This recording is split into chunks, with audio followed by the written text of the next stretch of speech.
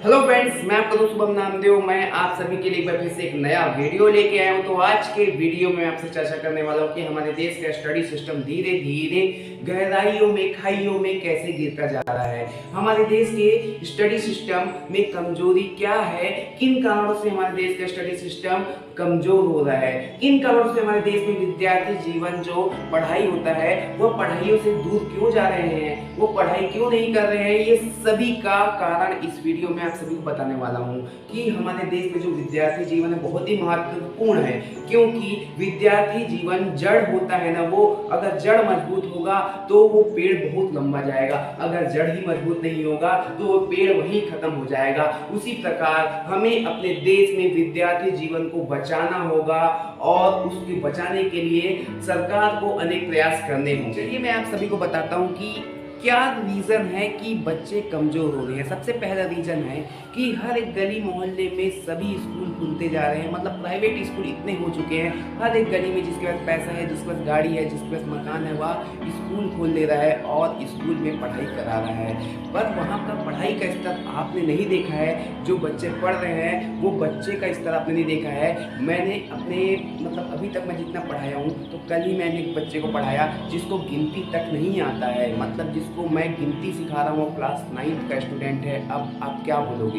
मैं आपको प्रूफ दे सकता हूँ उसका कि वो बच्चे को कुछ भी नहीं आता है। और वो स्कूल का नाम नहीं लेना चाहूँगा मैं, जिस जगह में मैं रहता हूँ, मैं बिलासपुर सिटी में रहता हूँ और बिलासपुर सिटी में एक स्कूल है, उस स्कूल का नाम मैं नहीं लूँगा, पर वो स्कूल प्राइवेट स्कूल है। मतलब एक गली में स्कूल खोल दिया गया है, वहाँ पर गली के टीचर रख दिए गए हैं, टीचर की क्वालिटी नहीं देखी गई है और वहाँ पर जो बच्चा है वो बच्चा 9th क्लास भी पहुँच गया है, पर कैसे पहुँचा इसका अता पता नहीं है। और उसको गिनती नहीं आता है, मल्टीप्लिकेशन नहीं आता है, और उसको जब गिनती नहीं आता, मल्टीप्लिकेशन नहीं आता और ना टेबल आता है तो वो कैसे कुछ करेगा? उसको ना तो बुक पढ़ना आता है।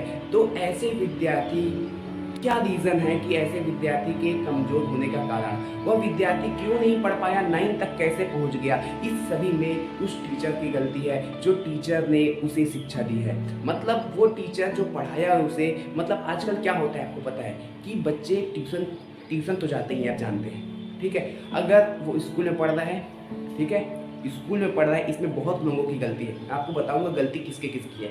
अगर वो स्कूल में पढ़ रहा है और स्कूल में जो टीचर उसकी क्लास टीचर है, उसके हाथ में सारे चीज़ होते हैं, तो क्लास टीचर के हाथ में सारे पेपर होते हैं, सारे चीज़ होते हैं, तो बच्चे को क्या करते हैं, अपने यहाँ ट्यूशन बुलाते हैं। ट्यूशन बुलाने के बाद क्या होता है, बच्चा गधा हो, जो भी हो, कोई मतलब नहीं है, उसको वहाँ पर सब चीज़ लिखा दिया जाता है, पेपर दे दिया जाता है, बच्चा घर में बैठ के लिख लेता है, बढ़िया। उसको टीचर के जरिए, क्लास टीचर के पास ट्यूशन जाने से कई फायदे हो जाते हैं। मतलब यही फायदे के कारण, एक टीचर की गलती के कारण ये सारा भविष्य विद्यार्थी जीवन का बर्बाद हो रहा है। इसमें टीचर की बस गलती नहीं है, टीचर की गलती के साथ साथ उनके पेरेंट्स की भी गलती है कि वह उस जगह उनको ट्यूशन भेज रहे हैं, उस कुएं के गड्ढे में डाल रहे हैं जिस जगह उनका कुछ भी नहीं होना है। क्योंकि अगर आप जिस स्कूल में पढ़ रहे हैं और वो क्लास टीचर आपकी स्कूल में पढ़ा रही है और वो ट्यूशन भी लेती है, अगर वो क्लास टीचर अच्छा पढ़ा रही है तभी आप उस जगह उनको भेजिए। आप इस नाम से कभी मत भेजिए कि मेरा बच्चा वहाँ पर जाके पास हो जाएगा, मेरा बच्चा क्लास टीचर के पास जा रहा है तो वहाँ पर अच्छा नंबर पाएगा। पर ये गलतफहमी में आप मत रहिएगा। सबसे पहले आप क्वालिटी देखिएगा, वह टीचर कैसा पढ़ाता है। अगर वो टीचर कुछ भी किया हो, चाहे वो BA किया हो, चाहे वह 12th तक का पढ़ाई भी किया हो, अगर वो टीचर का समझाया हुआ अगर आपको समझ में आ रहा है तो वो आपके लिए अच्छा टीचर होगा। ये नहीं कि वो पूरा PhD कर लिया है, वो गोल्ड मेडलिस्ट है, ये मैटर नहीं करता है। वही अच्छा शिक्षक होता है जो आपको समझाए और आपको एक बार में समझ में आ जाए, वह आपके लिए अच्छा टीचर होगा। तो सबसे पहले आपको अपने अच्छे टीचर की पहचान करना बहुत ही जरूरी है। जिस जगह आपको समझ में ना आए उस जगह आप पढ़िए ही मत। और जिस स्कूल में अच्छे टीचर नहीं हैं, तो सबसे पहले जो भी स्कूल खोल रहा है तो उसको स्कूल खोलने से पहले उसकी क्वालिटी भी ध्यान देना चाहिए। क्योंकि आप भैया 1 साल के लिए बस स्कूल नहीं खोल रहे हैं, आपको सालों साल स्कूल चलाना है। तो सबसे पहली बात, कभी भी आप स्कूल खोलेंगे तो उसको खोलने से पहले आप टीचर की क्वालिटी ध्यान दीजिए। आप उसको टीचर कैसा पढ़ाता है, क्या आपका जो टीचर रखे हो जो आप उसका पढ़ाया हुआ बच्चे को समझ में आ पाएगा या नहीं आ पाएगा, ये सभी चीज आपको ध्यान देना होगा। इसमें बस एक टीचर के साथ साथ पेरेंट्स की बस गलती नहीं है, इसमें सरकार की भी गलती है। सरकार की क्या गलती है भैया? तो सरकार की यह गलती है कि सरकार को हर जितने भी स्कूल खुले होते हैं वहाँ स्कूलों की मॉनिटरिंग करनी चाहिए, वहाँ जा जाके देखना चाहिए कि भैया यहाँ के जो बच्चे हैं क्या ये 98% पाए हैं या ये इसके लायक हैं या नहीं है। मतलब हर एक स्कूल में जा जाके एक कमेटी बनानी चाहिए जिसमें आपको ये करना चाहिए कि जहाँ जहाँ जो स्कूल हैं, क्या वो स्कूल चाहे प्राइवेट हो चाहे सरकारी हो चाहे जो भी स्कूल खोला हो, क्या वो स्कूल जो खुले हैं वहाँ पर अच्छी क्वालिटी की पढ़ाई दी जा रही है बच्चों को, क्या वहाँ के बच्चे सही में होशियार है, क्या वहाँ के बच्चे जो टॉप किया है वह सही में टॉपर है, ये सभी को देखना बहुत ही जरूरी है। तभी हमारे देश का स्टडी सिस्टम होगा वो ऊपर होगा। अभी तक जो बच्चे 9th क्लास 8th क्लास में पहुंच गए हैं उनके लिए मैं बोलना चाहूंगा, भैया आपसे निवेदन है कि आप अच्छे से पढ़ाई कीजिए।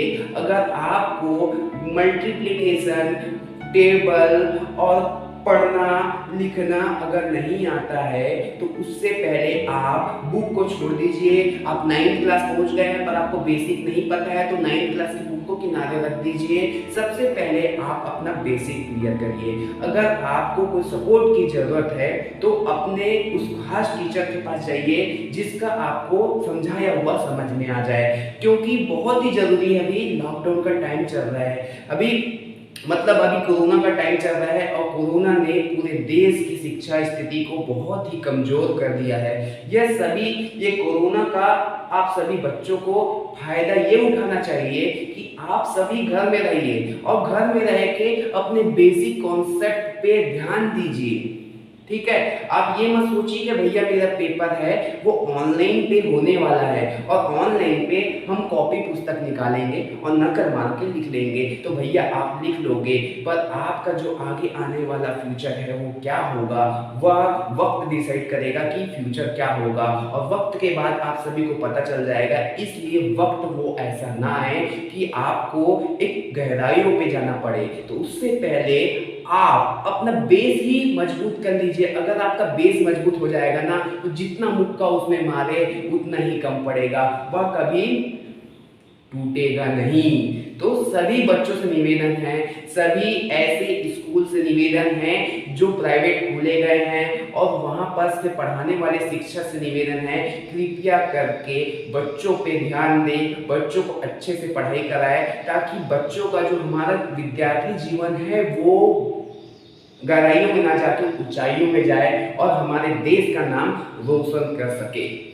मैं भी एक शिक्षक हूँ और मैं ये सब चीज़ों में बहुत ध्यान देता हूँ। अगर मेरा विद्यार्थी है, अगर वो कमज़ोर है, चाहे 10th क्लास में हो, भाई मैं मल्टीप्लाई से सिखाऊंगा, पूरा एक एक चीज़ सिखाता हूँ बच्चों को, चाहे वो मल्टीप्लिकेशन ना आए चाहे टेबल ना आए, उसको हर एक चीज़ यहाँ सिखाया जाता है। मैं अपने कोचिंग संस्थान का प्रचार नहीं कर रहा हूँ, हमारा कोचिंग संस्थान बिलासपुर सिटी में इमली पारा में नामदेव कोचिंग क्लासेस करके है, जहां बस हर प्रकार के बच्चे आते हैं और बच्चों को अच्छी शिक्षा दी जाती है। मतलब जैसे मैं आपको बोला हूं ना भैया, ये जो बच्चे का बेसिक कमजोर है उसको बेसिक को मजबूत बना के ही मैं उस बच्चे का जो क्लास है वो पढ़ रहा है उस क्लास का पुस्तक को खुलवाऊंगा।